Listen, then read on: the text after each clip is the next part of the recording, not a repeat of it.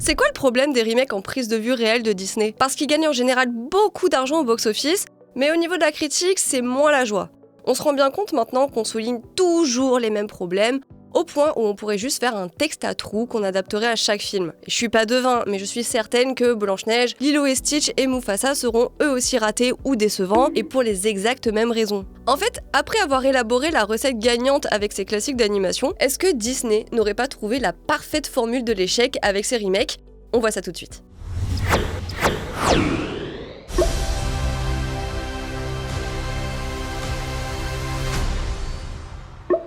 Ça fait très longtemps que Mickey se mord la queue et s'auto-féconde. L'entreprise a toujours eu des idées, parfois même visionnaires, pour réactualiser ses succès, donc en gros faire du recyclage de carton, et ainsi consolider son héritage. Les remakes tout nazes, là, c'est juste la suite logique après les suites de courts-métrages dans les années 30, puis les ressorties de films en salle, les parcs à thème, les copies physiques et toutes les suites DTV honteuses dont j'avais déjà parlé sur la chaîne, quand on avait encore un mur en fausse brique comme décor. En plus de ça, l'idée de passer de l'animation au live action, c'est pas neuf. Avant le livre de la jungle, La Belle et la Bête, Aladdin, Le Roi Lion et j'en passe, il y a eu le livre de la jungle de Stephen Sommers en 1994, mais j'ai quand même envie de le laisser à part parce que c'est plus une autre adaptation du roman de Kipling qu'un remake du film de 67 au sens strict. Le premier vrai exemple, c'était quelques mois plus tard, en 1996, avec la reprise des 100 Dalmatiens que je confesse avoir regardé en boucle quand j'étais gamine parce que ces bouilles là, bordel, comment t'as pas envie de les bouffer? À cette époque, c'est notamment Joe Roth, ancien président du Walt Disney Motion Pictures Group et PDG de Walt Disney Studios, qui s'est dit que ce serait super malin de dégueuler les places signatures de Disney à un public nostalgique et déjà attaché aux œuvres. Je m'incruste quelques secondes pour vous parler d'un film qu'il faut voir absolument, soit tout le contraire des remakes live-action Disney dont Déborah vous parle, à savoir Conclave, distribué par SND en France et au cinéma dès ce 4 décembre. Conclave, c'est le nouveau film d'Edward Berger qui avait réalisé À l'Ouest rien de nouveau sur Netflix, qui racontait la Première Guerre mondiale du point de vue d'un jeune soldat allemand, et depuis, en fait, le tout Hollywood s'arrache ce cinéaste. Dans les rumeurs, il est déjà annoncé pour être le réalisateur des prochains James Bond, Jason Bourne, et aussi d'un film de science-fiction entre Interstellar et Top Gun. Ouais, rien que ça. Bref, pour revenir à Conclave, c'est l'adaptation du livre éponyme de Robert Harris, où le pape meurt soudainement et de façon assez mystérieuse. Le cardinal Lawrence, superbement joué par Ralph Fiennes dans le film, doit alors organiser, en tant que doyen, l'élection pour élire son successeur avec tout le collège des cardinaux, mais évidemment, tout ne va pas se passer comme prévu. Car oui, le défunt pape, il cachait certains secrets, et apparemment, certains cardinaux ont de bien sombres desseins pour l'avenir de la papauté. Alors le doyen va donc mener sa petite enquête. Forcément, avec ce point de départ, on a le droit à un thriller ultra efficace, hyper bien rythmé, avec de nombreux rebondissements, des twists et aussi beaucoup d'humour par rapport aux situations des personnages. Mais plus que son quasi whodunit, un peu à couteau tiré, et ce divertissement grand public, moi ce que j'ai adoré, ce que j'ai trouvé le plus prenant dans Conclave, c'est peut-être sa jolie réflexion sur l'essence même de l'humain. En vérité, Conclave est un drame passionnant sur les rouages politiques et les coulisses de l'Église avec un grand E, la complexité de la foi, notre quête perpétuelle du pouvoir, et enfin la guerre idéologique religieuse, intemporelle et universelle qui se joue derrière ces murs du Vatican depuis des siècles. Une sorte de micro-société à la fois archaïque et moderne, conservatrice et progressiste, et plus étonnant, croyante et sceptique. Bref, c'est un huis clos captivant qui prend par surprise en permanence, un très gros plaisir de cinéma, déjà largement favori des prochains Oscars, et donc à voir absolument au cinéma dès ce 4 décembre.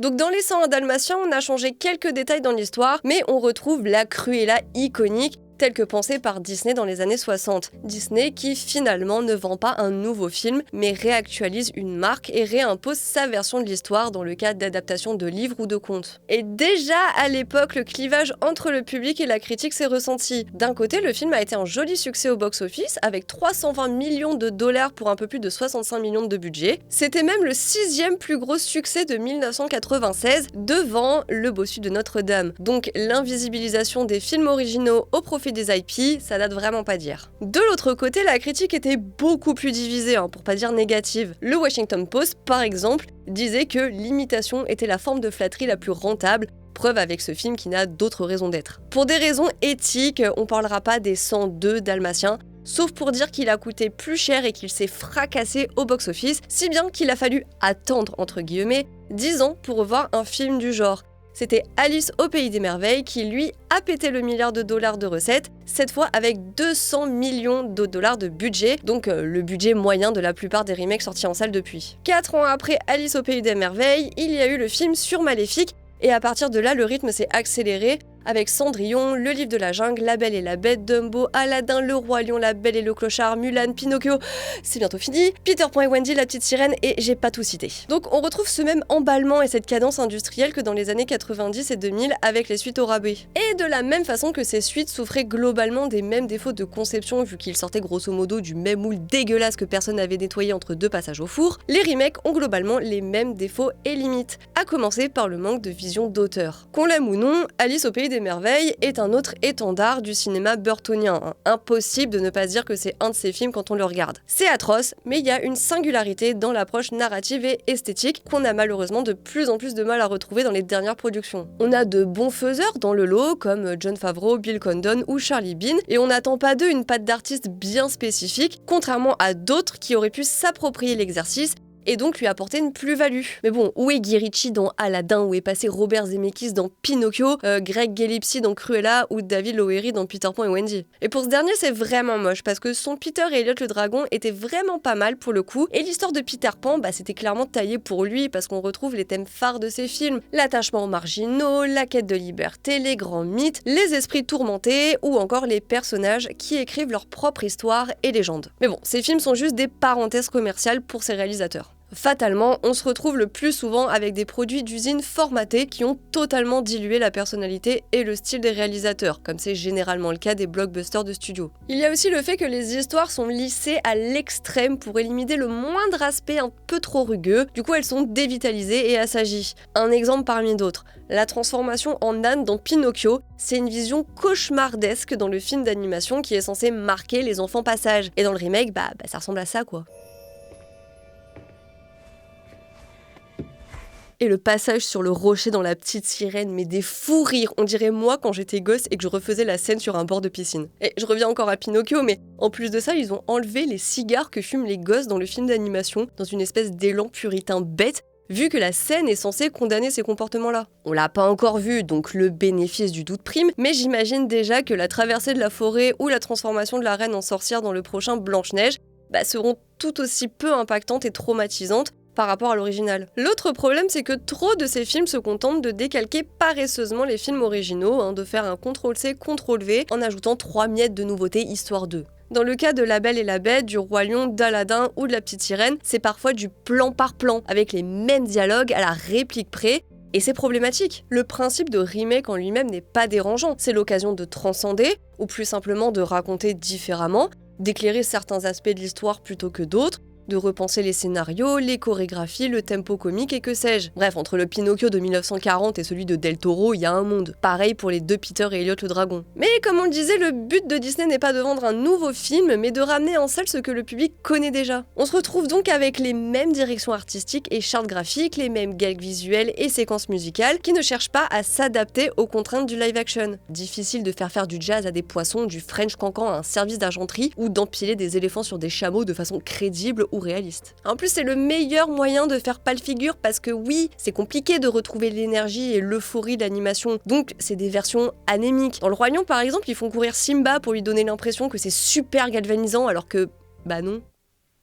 Et puis parfois quand c'est trop compliqué, on contourne juste l'obstacle parce que ça s'agirait pas de se fouler. Je pense tout particulièrement à Pinocchio qui a zappé la magnifique séquence sous l'eau avec Monstro. Du coup Pinocchio il fait du kitesurf tracté par une mouette numérique. De toute façon le film entier fait du cache-misère en limitant au max les interactions entre les personnages en CGI et les humains, en cachant Figaro par exemple dans des plans larges, bref, en abandonnant toute ambition technique. Et ça, ça pouvait à la rigueur être l'intérêt du Roi Lion, avec ces vrais faux lions qu'on croirait sortis d'une galerie d'histoire naturelle. Bon, je trouve le film laid à cause de ce décalage, mais il y avait encore l'attrait de la nouveauté technologique parce qu'on n'était pas habitué à voir ça. Mais bon, globalement, les reprises sont juste blindées de CGI, surtout quand il s'agit de reproduire les personnages pas humains, et dans les Disney, on les compte plus. Donc l'intérêt d'intégrer l'imaginaire des Disney dans des prises de vue réelles, ça existe qu'à moitié. Et là, je sais que je prêche un peu pour ma paroisse, mais au moins dans les 101 Dalmatiens, Ils ont majoritairement fait appel à de vrais chiens qui ne parlent pas, donc ça les a obligés à repenser toute la mise en scène, donc là la promesse de départ était tenue. Mais maintenant, vu qu'exploiter les animaux c'est mal, la moindre bestiole est en CGI. Donc au final, ce sont juste de nouvelles versions animées photoréalistes avec une voix par-dessus et des regards morts sans la personnalité que l'animation leur conférait. Et oui, en même temps, on peut pas rendre un crabe expressif et angoissé ou une tasse à thé particulièrement mignonne et facétieuse. Et généralement, les interactions ne fonctionnent pas parce que l'anthropomorphisation elle-même ne fonctionne pas. Exemple, dans La Petite Sirène, quand Ariel prend Polochon par les nageoires comme on prendrait quelqu'un par la main, dans le film d'animation ça va, y a rien de choquant. Dans le remake, on dirait qu'elle va les lui arracher, parce que oui, les nageoires de poisson c'est tout fin, translucide et tout fragile. Mais à bêtement faire du copier-coller et à ne pas réfléchir à ce genre de détails, ça donne un truc ridicule censé convoquer la magie de notre enfance, qui en fait a été complètement pillé. Et le pire, c'est qu'ils sont obligés de mettre un pognon dingue pour faire ces faux animaux empaillés. Et c'est là qu'on touche le point qui m'irrite le plus. Ce genre de proposition, ça entretient l'idée que tout ce qui a fonctionné en animation fonctionnera forcément en prise de vue réelle. Comme si l'animation n'avait pas ses propres spécificités, qu'elle n'exprimait rien qui ne soit pas substituable. Bref, c'est partir du principe qu'elle est totalement accessoire, comme un simple filtre qu'on changerait sur une image. C'est extrêmement réducteur, presque méprisant, j'aime pas ça. D'un autre côté, quand les histoires sont repensées pour éviter ce genre d'impasse, ça fonctionne pas toujours. Là, je pense surtout à Mulan, qui a tellement tout changé que le conte de base est torpillé. Mulan est une sorte d'héroïne toute puissante, inintéressante, et c'est dommage, parce que ces remakes devraient être l'occasion justement de répondre à des enjeux plus contemporains, de représentation et d'inclusivité entre autres, pour corriger des maladresses d'époque. C'est pour ça que c'est pas ici qu'on râlera d'avoir eu une petite sirène noire, mais bon, dans d'autres cas, je vois surtout des personnages posés dans le cadre pour faire joli, mais sans que le scénario s'intéresse réellement à eux, comme la marionnettiste dans Pinocchio, les gamins dans Dumbo ou la mère adoptive d'Eric dans La Petite Sirène. Donc des récits à la base millimétrés et parfaitement pesés se retrouvent parasités dans tous les sens et aussi étirés pas au bon endroit parce que les remakes durent quand même en moyenne 30 minutes de plus, 30 minutes de vide. Le pire cas pour moi, c'est quand même celui de Peter Pan et Wendy. Plusieurs séquences, comme le passage dans la lagune aux sirènes et celui dans la tribu d'Amérindiens, ont tout simplement été supprimés mais sans être remplacés. Donc il n'y a rien de plus, à part des dialogues chiants. Enfin bon, je pense qu'on a fait le tour de tout ce qui déconne dans ces remakes Disney et qui déconnera probablement dans les prochains, dont Lilo et Stitch et Vaiana. D'ailleurs, pour rester dans le sujet, je vous invite à enchaîner cette vidéo avec celle d'Antoine sur le succès démentiel de Vaiana en streaming et à sa place de choix dans le catalogue de Disney. Quant à moi, je vous remercie d'avoir regardé cette vidéo jusqu'au bout et je vous dis à très bientôt. Stop.